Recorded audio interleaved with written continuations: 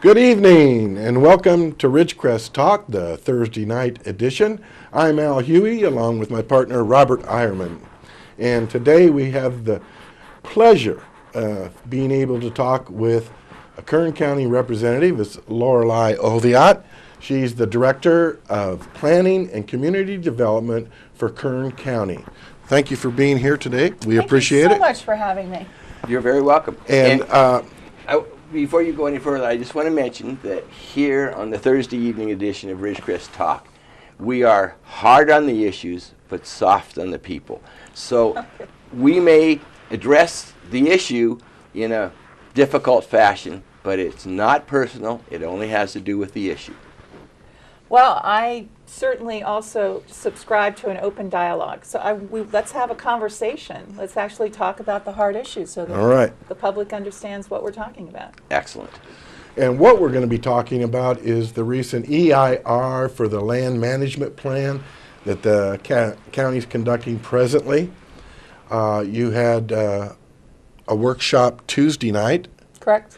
At City Council chambers. When this airs this evening, you will have conducted another workshop at an ad hoc meeting at the City Council at 10 o'clock this morning, right? Well, they've invited me to come speak to them. Right. So that's actually, their invitation. So it won't really be like a workshop. It's not mine, and right. I am, I go to speak. I'm going to be speaking at the Chamber next month. I'm going to be speaking at the Rotary next month, and these are all, gracious invitations to have me come and answer people's questions and continue this dialogue. And then there's another workshop scheduled for Saturday, March 7th. Now that is the Kern County Planning Department's workshop, but it's at the City Hall again. Starts at 9 o'clock. Oh, that's going to be where the Planning Commission. No, that's April 9th. That's April 9th. Oh, okay.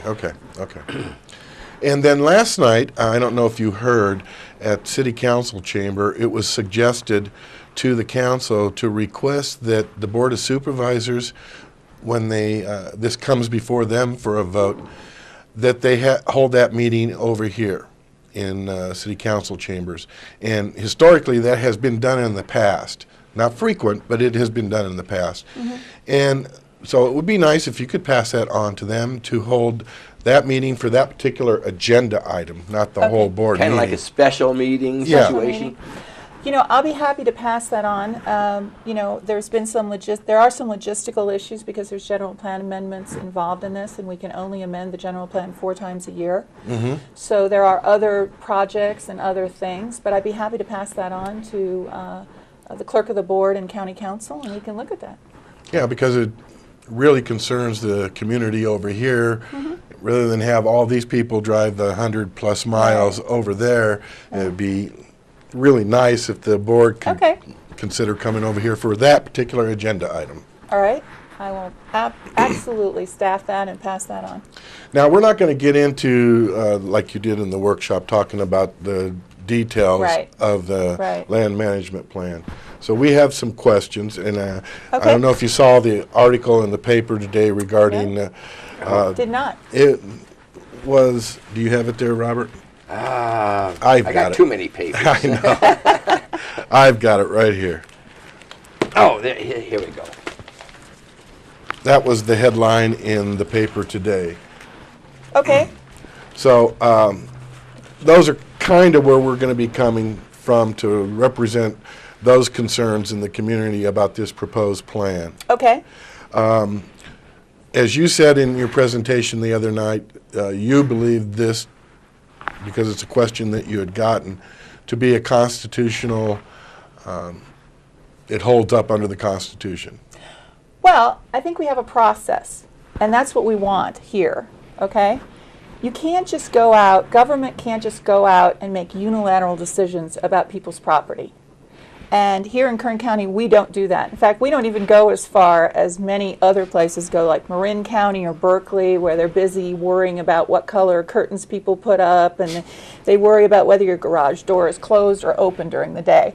Okay, we are a conservative county when it comes to how much regulation do we need to balance your neighbor's protection with your rights to, the free use of your property and going about your business without having people constantly watching you or worrying about what you're doing. So I believe we are balancing that. Now, there's a process. At the end of the day, it's the Board of Supervisors, your elected officials' decision.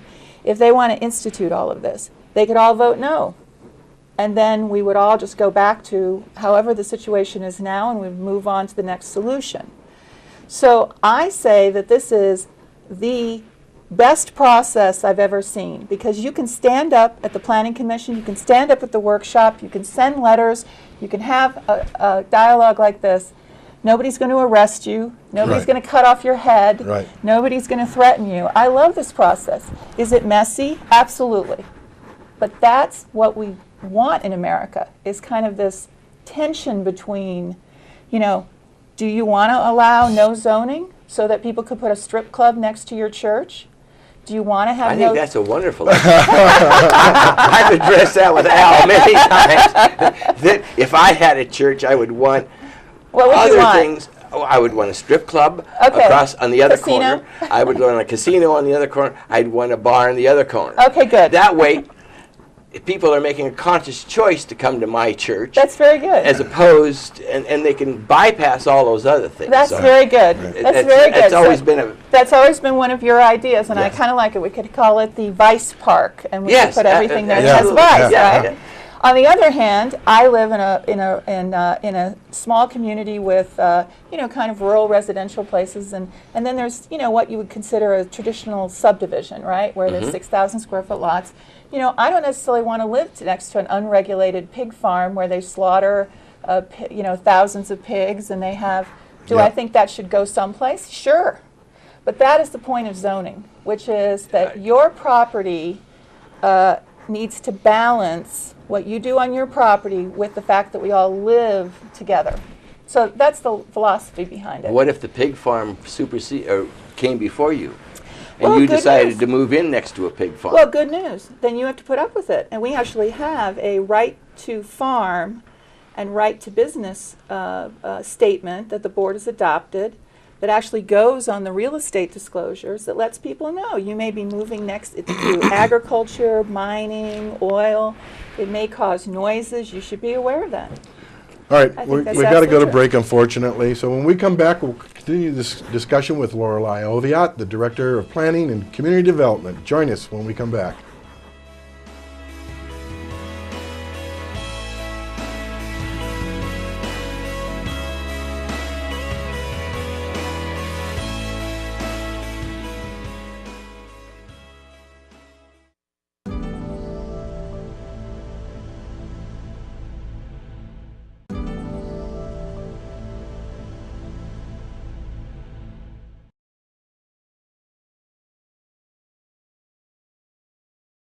And welcome back to the Thursday evening edition of Ridgecrest Talk. I'm Robert Eierman, along with Al Huey, and our special guest, Lorelei Oviatt. Excuse the tongue tie there. All right. Easy for you to say. Yeah, right. So, did we interrupt you? Were you through with that point that you were making when we went to break, or do you even remember? I think I was, and Okay. I know that you have some questions about how this all started and where we're going. Right. As I mentioned off the air, that I went and looked at the meeting of September 3rd for the Board of Supervisors and saw that it was our supervisor, First District Supervisor Mick Gleason, who brought this proposal to have the planning department look at this, and of course the whole board voted on it, but Mr. Gleason brought this proposal at the bequest really of a discussion he had with the base commander at that time, and so that's a little concerning for me, and I'm sure many in the community, that the base has anything to do with this whole process, especially when the community is separate from the base, and the base has all rights under the Constitution to do what they want to do on federal property. It's a bit concerning when they want to take out that boundary a little bit further. So, Right. if you could talk about that. I would. So I want to make sure that everybody is clear that the previous supervisor, Supervisor McQuiston, had on the books as a referral, in other words, brought it to the Board of Supervisors, whole board, referred to the Planning Department, an Indian Wells Valley specific plan, which would cover Inyo Kern and cover that area because those specific plans are old out there. And so that has been on the books for a number of years, and for a variety of reasons we didn't move forward with it. One was funding, and the second was that it was not a clear directive on, do we have, what is the economic focus that you want to, go in that area. So we funded an Indian Wells Valley visioning. We actually had a visioning out there. You can find our poster online, and we hired an outside consultant to create a vision for what the people in Inyo Kern wanted. And what they wanted was an emphasis on trails and an emphasis on water. The very issue that came up 2 years ago, they constantly asked at the well-attended workshops was, what's the county going to do about water? How are we going to have enough water? And then secondarily, they wanted to kind of create a trail system that would connect the BLM with the city of Ridgecrest, and we've been working with the city on that. So out of that, the board's direction to me has to be, what would you like me to do? Do you want me to go forward and you want me to do some plan that talks about pretty awnings on Inyo Kern Boulevard, and we'll paint the fronts of the antique shops orange or whatever? Or do you want us to address the issue that people have brought to us over and over and over again? I have hundreds of letters from well owners whose wells are going dry, from people who want to know, what are we doing about the water basin? So it's always been a concern in this area. well, it has, water. and once again, I've worked for the county for 20 years, and 20 years ago, I still represent the home rules section of the planning department, where we fight for the advocate for businesses and advocate against excessive regulation. So I have been out here in Ridgecrest and West Mojave for 20 years, advocating and working on BLM issues. So I've heard this. So at that hearing, which was actually on this urgency ordinance about wells, which is very controversial, should you tell someone they can't pump water out of their well? No. Exactly. The answer to that question. Exactly. They have a constitutional right to that water. That's correct. So the urgency ordinance came before the board. The board said, no, we're not going to do that. And during that discussion, the question was, what kind of direction should we give? I'm one name now, Lorelei. Nobody ever makes it to my second name. What direction do we give to Lorelei on what she should do with this plan?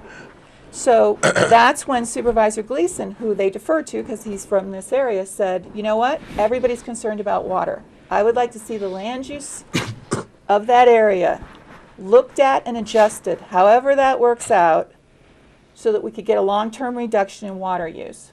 Because what was interesting in that meeting, he was requesting a cease and desist of all ag until the board had an opportunity to look at this EIR. Right, and it was very interesting also in the comment period from the other board members, Supervisor Maggart. Correct. Wait a minute, are you talking, I want to make sure that you're going to do a cease and desist of all ag just in the Indian Wells Valley. Which didn't happen. Oh, it didn't? No, none of that happened. Okay. None of that happens. You have to follow, and I understand that sometimes it's hard to follow those yes, it is. comments and questions and what was the final motion. But what happened was nothing. All they did was refer to me to look at everything. Okay? So that's what I did. Now, how do I look at things as a planner? Well, first of all, I want you to know that even during the workshop and after the workshop, this is a very personal conversation that we're having. So I'm talking to individual property owners. And many of the property owners were not going to change their property. They've come forward and said, you know what, that A1 really works for me. I only have 5 acres. I'm already doing the sequestrian. So, okay, let's not change that A1. This is not a one-size-fits-all, let's just wholesale change and that was zoning. a bit concerning to both Robert and I. Of course, it's very complicated. That's why we sent out, you have this that's why plan. we sent out 18,000 notices. You have this plan, and then you said during these workshops, or that workshop, that somebody would explain their concern, right. And you would say, well, come talk to me and we'll work it out. Right, exactly, because my recommendation has to be based on the What facts. about the person that wasn't able to attend that meeting, has the same type of property that they haven't developed yet, but that's their intention when they bought it to go that direction, and they now are under the blanket of what was put out in the plan that, oh no, you can't do that. I disagree that it's a blanket. I've sent out 18,000 personal notices, and I've sent blue notices. And this is, once again, a public process. The Board of Supervisors has a responsibility not just to an individual property owner, but to all property owners, and I take that responsibility very seriously. And many of these changes that are being made, you know, are not going to change that person's particular use. He was residential, he's staying residential. The majority of the changes are, one, on BLM land, which right now we're calling agriculture, and that misinforms people. It certainly does, yes. So we're changing it to open space, which is a more appropriate. The BLM still has authority over it, the BLM still has jurisdiction, I have no jurisdiction, and because of a quirk in the government zoning law, I can't have an empty space on my maps. So we put something on there to show federal land, right? So that takes a huge chunk of the concern off, because when people look at the map, they go, oh, look at all that ag. No, that's not ag. That belongs to the federal government. Let's fight with them over what we do with it. It's supposed to be multiple use. Well, unfortunately, Robert, we need to go to another break. We have another break to go to. Sorry for interrupting you. But please be back. Come back after this break. So,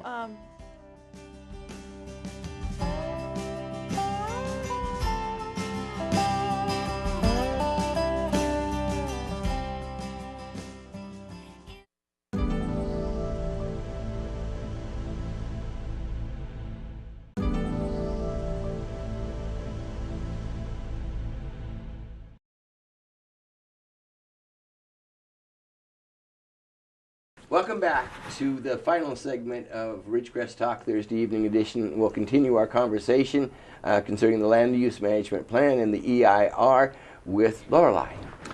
Because we only have 8 minutes left, you wanted to talk about the process. yes, I want to talk about two things. Okay. See if I can get those in there. One is, people are very concerned about, I'm doing something right now, Lorelei. I have fruit trees for my own use. I get a cow every year and I raise it and I butcher it up for myself. If you change my zone, can I still do that? The answer is yes. The reason is because we're changing them to a zone that allows them to continue to do that. If there's other people, such as the farmers who are farming right now, that's called a legal nonconforming use. It's in Chapter 108 of the zoning ordinance, so there's actually rules about it. It's not just Lorelei saying so. They can continue to do that. So let me just interrupt for a second to convey a point. So if Lorelei retired, got killed in a car accident or a commute, the next person who took over would... it's retirement. Go ahead. Yeah, Chapter 108. Bound by the laws, correct. That's bound by the laws. Yeah, and I think it's not Lorelei that's doing it is not. It's the law that's it's the zoning ordinance. It's already established by the board, and we're making no changes to that. We're not making it less or more. And the second important thing is that if you've put $50,000 into your investment, into whatever it is you're doing, you put in a water well, you put in irrigation, the period of time for which you would have to abandon it to lose that right is 2 years, not 1 year. You'd have to completely abandon it, let the house go, abandon, do everything, okay? That is much more liberal, just so you know, than many, many other counties. And we have been, and we will give out letters to lenders. We have no trouble up in the Central Valley. One farmer had brought up that I can't get a farm loan. That's not true. I give out letters all day long to farmers up in the Bakersfield area where they have legal non-conforming. Maybe the particular bank that he works with presently wouldn't be accepting. Well, then I would like to talk to them because that's actually not legal. Zoning is, as you say, constitutionally the responsibility of government, and a lender, it's actually discriminatory. I also manage the Fair Housing and Discriminatory section of Cook County. You can't discriminate against someone because you didn't like the letter that the local government gave you. The question that the lender needs to know is, are you legally allowed to do this thing? That's all the lender needs to know. And we routinely get it's zoned A1 that's or correct. Light commercial. That's correct. It's are they legally allowed to do it? And we call those zoning letters. And we routinely get requests from lenders, as a reminder, all property and all rights go with the land. We got a lot of those questions. What about my son? Okay, zoning doesn't live in Robert and Al. Right. It lives in the land. So if the land goes over to Lorelei or it goes to Joe's son, all those rights flow with it.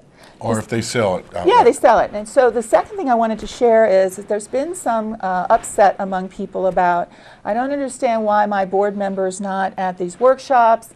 I don't understand why other board members don't come out here. We're in a public process now that's governed by the laws of the Planning and Land Use Code. So once I release the environmental impact report, the board must remain objective.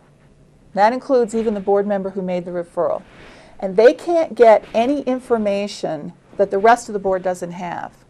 Everybody's supposed to be able to have all the same information. It isn't supposed to be, you know, you get to go talk to your board member and then he goes, okay, I understand. I know what my vote is, whereas the other board members don't know anything.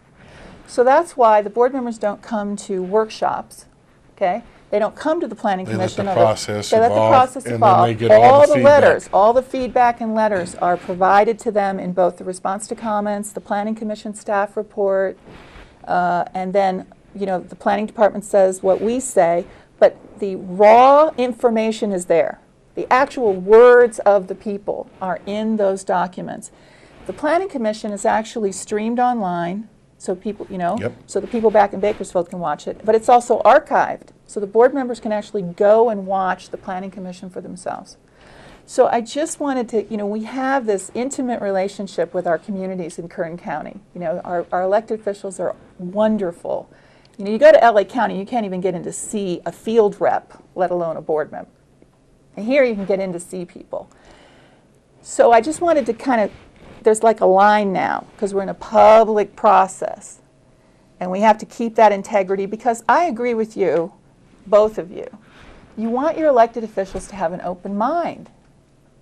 You don't want them to say, you know, Lorelei, do X. And I want to be clear that I've worked for the county for 20 years. I've been the planning director for 4. I've never had a board member tell me what to do. I've never had one of them call me ever and cross that line and say, you know, Lorelei, I really like this project. I want you to X. That's never happened. That's why I love working for this county. It's a process. As I like to say, and what I meant about working things out is I need information.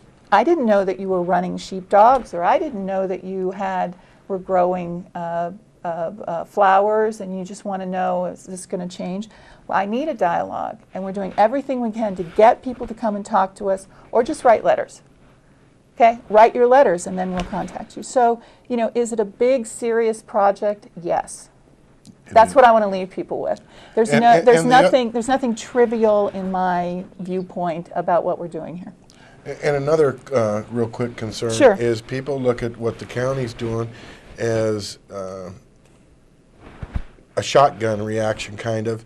That why not wait for the Groundwater Sustainability Act? These local agencies, water agencies, they're going to be created to particularly look at their area's water concerns. Okay. And what some see this as the counties doing this before those agencies are created. Okay, I think that's a good question, but I think this is foundational. Land use drives water. It's just the way it works. And if we don't have a good foundation for the Groundwater Sustainability Agency, then we're just going to be back doing this, you know, 5 years from now. And we have water wells going under. And here's one of my thoughts about the agriculture, active ag. I've been upfront that We've got 1 minute left. That, you know, what this comes down to is balancing, right? Balancing people's rights with the community's common interest in water. Because the water's one basin. But it's a difficult situation. I know we're going to run out of time, but it seems to me that people were concerned with water, so the county's solution to that is to punish those people who were concerned with water by taking away their use of water. I'm not taking away anybody's use of water. They can farm for the next 30 years. I'm not restricting any pumping. Even on land that is at this point not developed into a farm? No, they're not going to be able to farm when I change their zone. That is a recommendation that I am making. And in other parts of the county, we have the same kinds of situations. We have people who want to build. Unfortunately, we're out of time. Out of time again already. Yeah. So we've enjoyed having you. Maybe Thank you so much. Back. I would love to come back. Join us again next week.